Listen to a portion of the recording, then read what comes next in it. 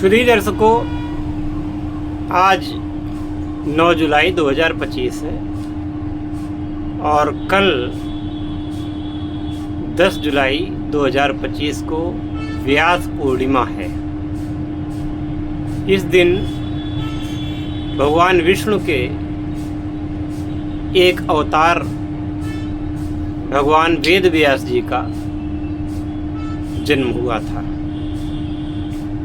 और आपको बताना चाहूँगा कि भगवान वेद व्यास की जन्मस्थली हमारे निवास से लगभग 35 से 40 किलोमीटर दूर है, इससे ज़्यादा नहीं है। और ये वेदों के रचयिता और सभी पुराणों के रचयिता माने जाते हैं। इसी प्रकार से महर्षि वाल्मीकि, उनका आश्रम हमारे यहाँ से करीब 50 किलोमीटर दूर, 50 से 55 किलोमीटर दूर होगा। वो गंगा के तट पर है और ये यमुना के किनारे हैं। तो एक गंगा के किनारे वाले ऋषि और एक यमुना के किनारे वाले ऋषि, इन्होंने भारत के महान दो महाकाव्य लिखे, रामायण और महाभारत। श्रीमद् भागवत भी वेदव्यास कृत ही है। और हमें यह गर्व है कि हम दोनों की जन्मस्थली के पास में, बीच में हैं। तो ब्रह्मावर्त, जहाँ पर भगवान वेदव्यास का आश्रम है, हमारे पुरखे उसी जगह के निवासी थे, जो फिर रोजगार की तलाश में धीरे धीरे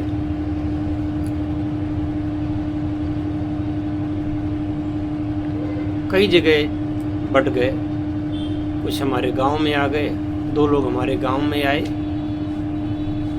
ऐसे अब हम तो जहाँ पैदा हुए, हमारी जन्मस्थली वही है, पर जो हमारे पूर्वजों की जन्मस्थली है वो तो संसार में विख्यात है।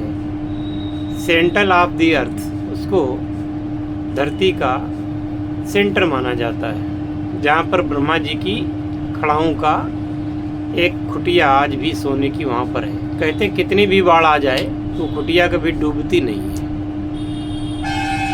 खैर, तो कल गुरु पूर्णिमा है। आपको पता होना चाहिए कि गुरु पूर्णिमा आखिरकार है क्या। वर्ष भर जो भी आप साधनाएं सीखते हैं या कुछ भी आप लोग सीखते हैं, जो जीवनोपयोगी होती हैं, जीवन में सिद्धियां प्रदान करने वाली होती हैं, आपके बिगड़े कामों को बनाने वाली होती हैं, ये जो ऋषि मुनि हैं या जो साधक हैं, वह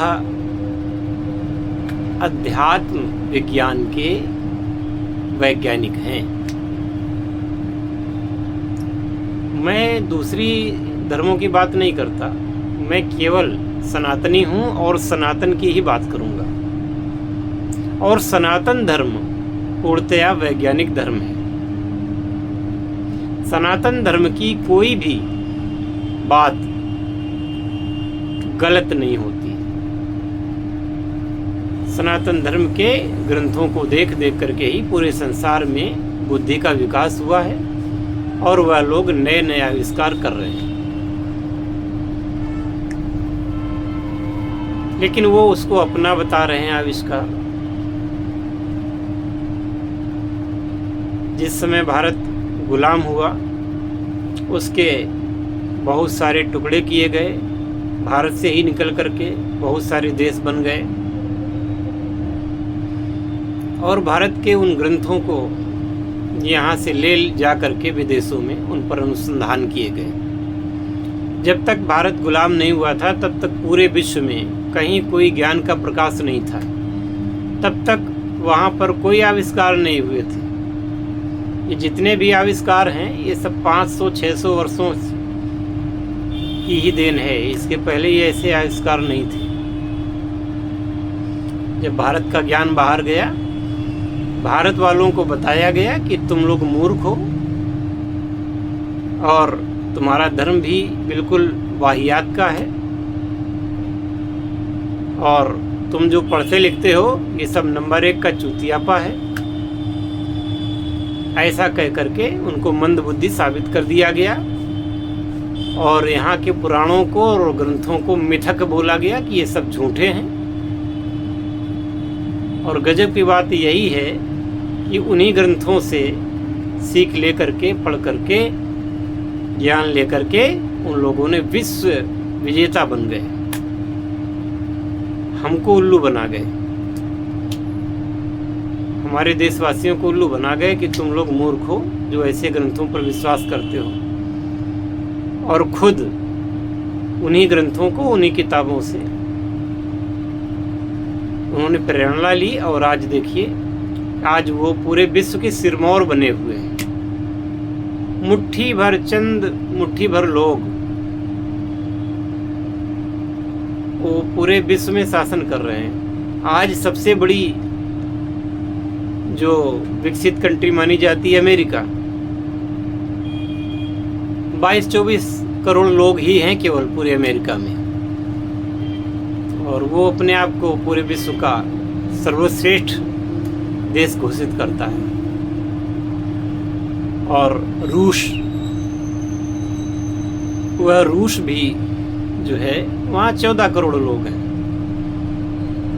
और वो देश इतना बड़ा है कि वहाँ पर करीब 12 टाइम जोन है। ऐसा मान लो कि वहाँ का सूरज एक तरफ से उगता है तो दूसरी तरफ से सूर्यास्त हो रहा होता है। ऐसा देश, आबादी सिर्फ 14 करोड़।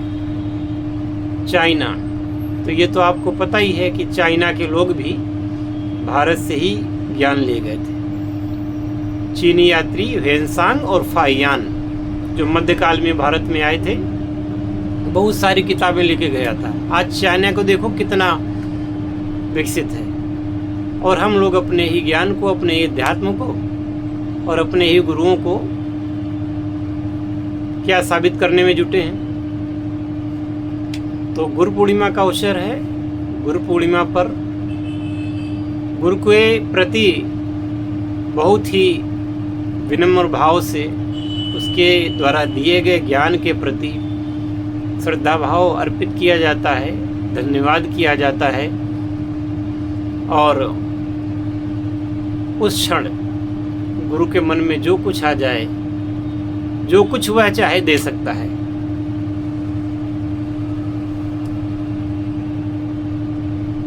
मैं आशा करता हूँ कि हमारे प्रबुद्ध जो दर्शकगण हैं इस अवसर का लाभ उठाएंगे। कल का दिन साधनाओं की दीक्षा के लिए, रसायन की दीक्षा के लिए सर्वश्रेष्ठ है। गुरु पूर्णिमा साल में सिर्फ एक बार आती है, इतना ध्यान रखिएगा। बहुत सारे त्यौहार आते हैं पर गुरु पूर्णिमा एक ही होती है। बाकी आप लोग समझदार हैं। जय शिव शंकर, जय भोलेनाथ, हर हर महादेव।